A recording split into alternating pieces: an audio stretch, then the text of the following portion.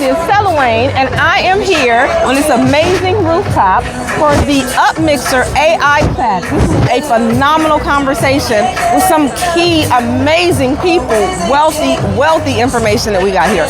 So, with that being said, I'm a little biased because I was a moderator, and we want to hear from people who were actually in the room to see how they felt, good, better, and different, right? So we're being vulnerable and open ourselves up for that. So, no fluff. You can give it to me straight.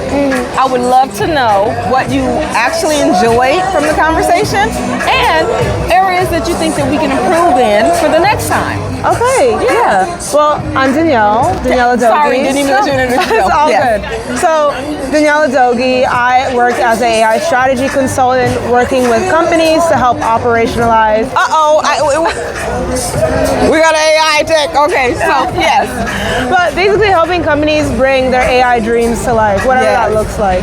I thought the chat was really informative. Okay. Actually, like we managed to touch a lot of different topics from, the beginning of AI all the way to the future of AI and, what AI looks like today, how people can use it today, what are blind spots. It was all great. My name is Jason Rice. I'm a director at Eisner-Amper. I thought this was an excellent event. There's a lot of discussion right now in the AI space, especially at my job. It's a lot of uncertainty that I hear. It seems like everybody's kind of learning while they implement at the same time. So I think that's the real hurdle that we have to kind of get over here, especially at where we work in finance. It's trying to implement Claude and what can it do, and at the end of the day, what is it going to do for us and how's it going to help us, while still there's so many things that go with it. We could probably sit here and talk for an hour, but one of the big topics is, with me having a son in college right now, is how's it going to impact the next generation? I thought the panel went really, really well. I think that, just the topic of AI, everyone's talking about it right now. I can't walk into a meeting right now without hearing about AI and how our company wants to integrate in AI in our daily activities. But, I think it is also important to mention that there is a lot of costs to AI, and there's also other downsides. If you don't, people are talking about AI replacing people, but if you don't have the people there that to check the AI, then you can end up in situations where you're getting bad data. So the panel did highlight that, which was a really good thing.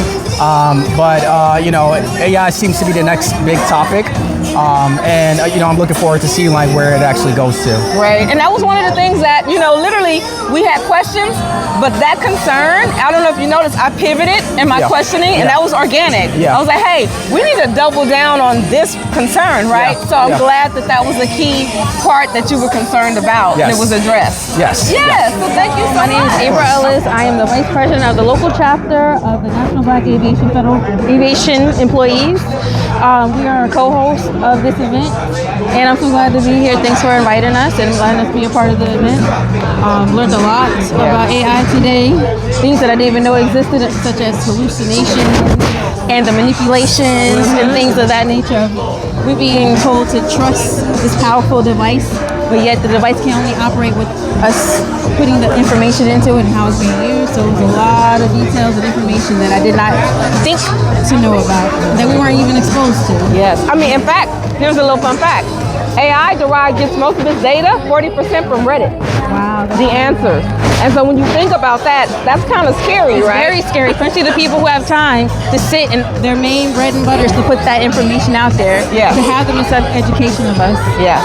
And to mislead. So it was very great to hear that talk and be in a room with like-minded people to really get that information. Yeah. And then for your industry, right? This is critical because again, you guys are in aviation. You control the skies, and so if we're depending on AI for that's again with the hallucinations and the manipulations and all those things that we already have issues with human factor alone. So now we bring that in, especially in the current regime of our government. Do you think that there's room for both, where it can complement, the AI can actually complement the human? I do think AI can complement we have to be careful of not letting it take over. Yes. And that's the critical thing. I think everyone thinks that AI should be the new wave versus an assistant. Yes. And it should be okay to be like, no, let's keep it as an assistant, as a check and balance. Yes, yes.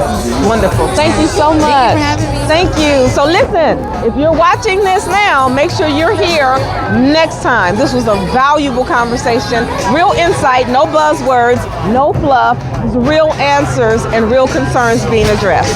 Thank you.